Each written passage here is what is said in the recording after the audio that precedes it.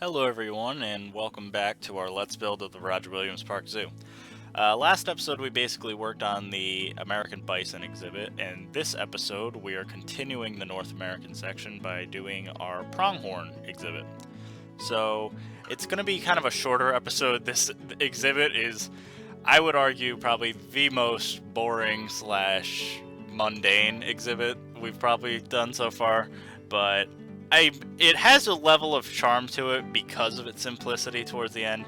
So I tried to mix up a lot of grass types and stuff when we get around to it. But basically, originally, since we can just kind of jump into this, I'm starting with the kind of like lead up walkway area to the bison and pronghorn exhibit. And what I had to do right now is a lot of terraforming and trying to get the terrain to work right. So I spend a bit actually just trying to lay out the entire area. So this is actually me doing the path for what will also be the eagle exhibits as well as the red wolf path and stuff. So right now I'm actually doing what eventually will be the red wolf kind of viewing area. I know it has to poke out, so I wanted to do the path and stuff right now, just, so that I don't have to deal with it next episode too bad. Because basically it's just a little lip that pokes out, and so I just wanted to clean that up, I smooth it out, make sure it looks nice, and that way next episode I can just focus on, the actual exhibit and not have to worry about the path. So similarly, the pronghorn is kind of interesting because the entire exhibit is built on a very slight hill, but it's not steep, so it's very high up. So that's the odd thing, is the bald eagles have a very elevated view of both the pronghorns and bison from where they are, but the actual exhibit itself is pretty relatively flat with a little bit of elevation, so you see me kind of messing with that a little bit. I try to keep it as flat as possible.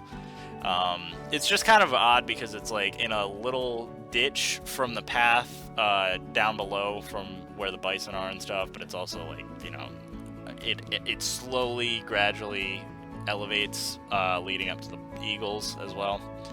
But I think for the most part I got it okay looking. It's, like I said, elevation is one of the hardest things that this series is going to provide, just because I can't, look to Google Earth or whatever to get like perfect pinpoint accurate elevation levels. So past that I have to kind of just estimate based on my own personal experience, and I think I eventually get it to be pretty good looking. I'm also using some of these really tall elm trees and oak trees and stuff in the background just to kind of cover up the sight lines and stuff.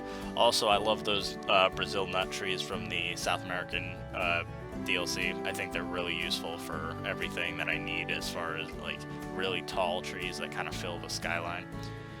And the thing I really like about them is the tree trunk itself is at a really nice elevation level from the NPC models and that sort of thing. So I would say we're 50% done with the entire exhibit already by just having a chain link fence and some grass. But I obviously wanted to make sure that everything is like really good looking and precise and stuff, so I'm just messing around with again the elevation and stuff. But like I said, the actual exhibit for the most part is just a shed, a scratching post, and a stick, and the rest is grass. But even with something as simple as the exhibit, I wanted to make sure that there was some interest to it. So you can see me right now, I'm spreading a very subtle amount of soil and sand into the exhibit to kind of make it like that, kind of like a dead grass type ordeal type thing. I'm also using a lot of these desert plants because I think they actually work really well to kind of emulate some of the reeds and dead grass that are usually surrounding the pronghorn exhibit. And I think it also helps to just kind of occasionally throw some of the native foliage from where these animals actually live, if it's appropriate for the zoo. Because I remember I did that for way back in the first episodes and stuff. I used some of the acacia trees and stuff for the zebras and stuff, just because I think they fit really well with the African animals and stuff like that. And so now getting some of the Midwest foliage, like those dead plants, also is really helpful. Here you can see me taking those fences that I basically used last time, and I'm just kind of moving them around. The path to view the pronghorns is a little crooked, so you see me kind of messing around with that a little bit. I eventually flipped this entire fence just because I realized I was, the way I positioned them last time was technically backwards. So I delete that little bit I did, and then I basically just restart it, keeping that same kind of like general orientation down. And it's just a little bit of precision movement and stuff, nothing super complicated about it. But I think overall I really like how like the fencing turned out, and I think the path also works. If I get time, I might actually modify the bison a little bit, because they also have a little bit of one of these like viewing lips that I missed last time. I just made it like a flat fence. So if I get around to it, I might just off camera like move that just to make it a little bit more accurate. But if I don't think it's that, crucial. Either way, the NPCs and stuff look at the bison and everything's fine in that regard. I had a little issue over here like connecting these fences, so I basically just had to delete a little bit and then kind of move over some of the things that it lines up post-wise. Nothing super crazy. I'm gonna ignore the rest of the path right now that's leading to the muntjacks. I'm gonna save those for a later episode because I don't really want to get to the wetlands trail yet.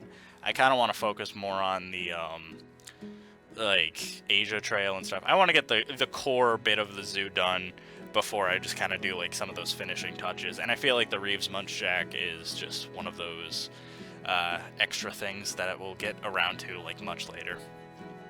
So what you see me doing now is I'm actually making kind of clumps of that kind of dead grass to kind of emulate like some taller grass or whatever that's actually visible. And then you see me making that amazing log in the actual enclosure. I can pull up a picture right now of like what the actual exhibit looks like for reference. It is very, very boring. It is literally just a stick leaning against another stick, and then there's a shed.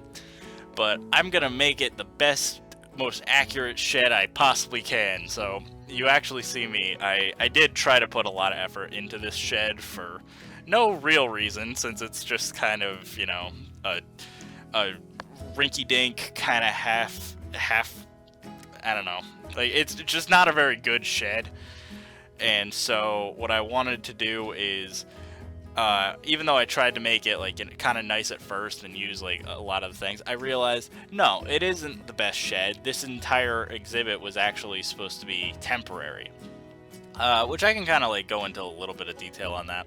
So back in the day, we used to have polar bears at the Roger Williams Zoo. So they used to be where the bald eagles were. And during their very first master plan, the plan was they were moving the polar bears, and where the pronghorns are right now was supposed to be a new state-of-the-art polar bear exhibit. I can pull up a picture of what it was supposed to look like. It was supposed to be this amazing thing with like a waterfall and everything. And it wasn't ever completed, mostly because the elephants went over budget. Our polar bear Trixie died at the time, and we just couldn't afford the state-of-the-art polar bear exhibit anymore. I just want to comment on this though really quick. So the actual shed, as you can see, the wood isn't super precise, but I actually kind of like that. I think it adds some character to it to make it kind of like that, like, oh, it's a wooden shed that's not really put together all that well. So I thought that actually added a little bit of character to the shed, even if it's not like super lined up and precise. But what I was saying was this entire exhibit was supposed to be a polar bear exhibit, and the pronghorns were only supposed to be here temporarily.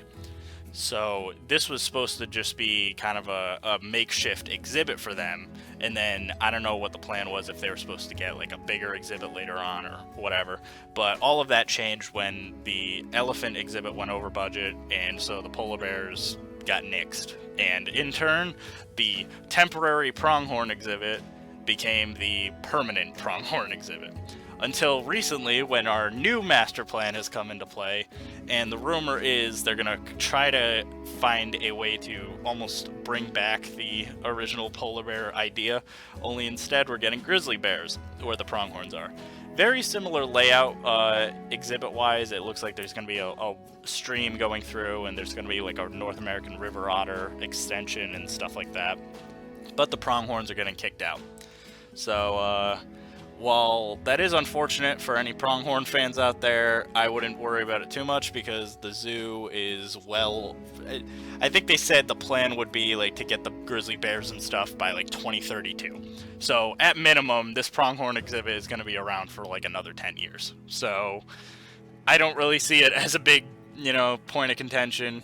But, that's kind of the reason why it's just not the best exhibit to begin with, is it's literally just supposed to be temporary. But I do want to comment on some of the foliage I'm doing. So like I said, I'm using a lot of those like different reeds and stuff to like add some kind of character to the outside of the parameter. Because like I said, the actual exhibit, while it's not the best, the area surrounding the exhibit actually has some like interesting foliage and stuff, so I wanted to make sure that I included that the best I could. But we're kind of just rounding out like the episode now. It's not super complicated or anything. I'm basically going in, I'm adding in all of the necessities for enrichment and food and stuff that the pronghorns need, and then kind of wrapping up the episode, I just basically connect the fences, obviously, up to the rest of the exhibit. But, yeah, so while I like the pronghorn and bison area, I personally am kind of looking forward to the future that could be grizzly bears and moose. I think that's a little more interesting for me, but I wish that we could have all of them. I think what should happen, in truth, is I like the idea of having the grizzly bears where they are, or where the pronghorns are, moose where the bison are. I think that's fine. But I think they should actually take this area where the Reeves Muntjac is and turn that somehow into a bison/pronghorn area, because I don't think the wetlands trail is utilized as well as it could, and I think having all of those North American animals would be far more appealing than just what we currently have, which is like, or what will be grizzly bears, wolves, and moose. Very cool animals, but I think the bison and pronghorn kind of round it out better. But the rumor is the reason they're not including them in the new plan is much like the rest of the red wolf being phased out in favor of gray wolves, it's just because of temperature. Apparently New England obviously get very cold in the winter, and so that's the reason why they are phasing out the pronghorns and bison, which I think is odd, just because bison live, some of them live in the Montana-Wyoming border and stuff near Canada, but I mean, I guess, if you consider them, they're plains desert animals. But that's pretty much it for this episode. So we can look at some of the screenshots of the pronghorns, and in the next episode we're going to be working on the red wolf exhibit. So stay tuned, guys, and thanks for watching.